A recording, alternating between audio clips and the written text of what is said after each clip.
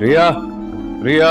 बीर रात को सोकर सुबह जैसे ही उठता है वो सबसे पहले रिया को बुला रहा होता है। रिया तो कमरे में नहीं होती। फिर जैसे ही वो बाहर आता है बार बार अपनी माँ से पूछ रहा होता है। वो कह रही होती है हमने भी रिया को नहीं देखा, लेकिन रिया तो वहाँ से निकल चुकी होती है। एक रात की दुल्हन ऐसे कैसे गायब हो सकती है? अबीना बोलती है कबीर एक बार पूरा घर तो चेक कर लो, शायद वो कहीं पर बैठी हुई हो। लेकिन कबीर कहता है अम्मी मैंने पूरा घर देखा है लेकिन वो नहीं है। तो आगे से अबीना बोलती है ये कैसी दुल्हन थी जो एक रात भी नहीं टिकी। कहाँ जा रहे हो? कबीर खुद से कहता है कि मुझे सारी समझ आ गई है इसके पीछे कौन है और वो कहाँ पर गई हुई है। वही जा रही है। कहाँ है वो? बीर फिर अपने ड्राइवर से कहता है मेरी गाड़ी निकालो मैं बाहर आ रहा हूँ। लेकिन आगे से अबीना बोलती है तुम कहाँ पर जा रहे हो? तो आगे से कबीर बोलता है मैं वहाँ पर जा रहा हूँ जहाँ पर रिया है और मैं रिया को लेने जा रहा हूँ।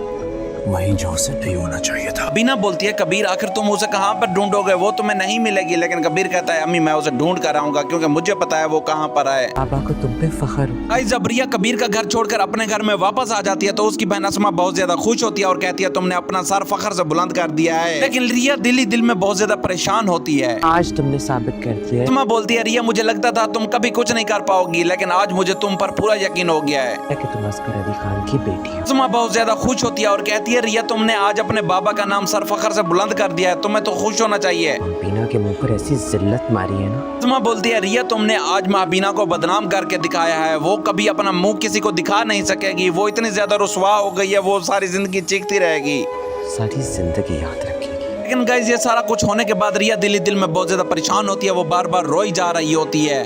सारा घर मेहमानों से भरा हुआ है। आज कबीर के घर वालों ने कबीर और रिया की शादी की दावत रखी होती है। पूरी फैमिली आ चुकी होती है लेकिन वो दोनों नहीं होते। इस वजह से पूरा घर अब परेशान होता है कि क्या किया जाए। मैं किस किस को क्या जवाब दूंगी? बीन खान कबीर को बार बार कॉल करने की कोशिश करता है कि ना कबीर फोन उठाता है और ना ही कोई जवाब आता है। उसके बाद कबीर का ये पता चलता है वो रिया के घर में गया है रिया को लेने के लिए। क्या वजाहतें दूंगी? बीना बोलती है इतने बड़े सदमे के बाद मैं तो मरने लगी हूँ, मैं लोगों को जवाब कैसे दूंगी? एक रात की दुल्हन कहाँ भाग? बीना बोलती है मुझसे तो हर कोई पूछेगा आखिर तुम्हारी जो बहू थी वो एक ही दिन में भाग गई, आखिर तुम लोग इतना ज्यादा सख्त हो, तुम लोग कैसे हो? वहीं पर वफा कहती है अगर आप मुझे इजाजत दें तो मैं अपनी बहन को तैयार कर देती हूँ, वो कबीर की दुल्हन बन जाएगी। बीन भी फिर अपनी माँ को कहता है अम्मी यही सही मौका है, नहीं तो हम सारी जिंदगी बदनाम हो जाएंगे।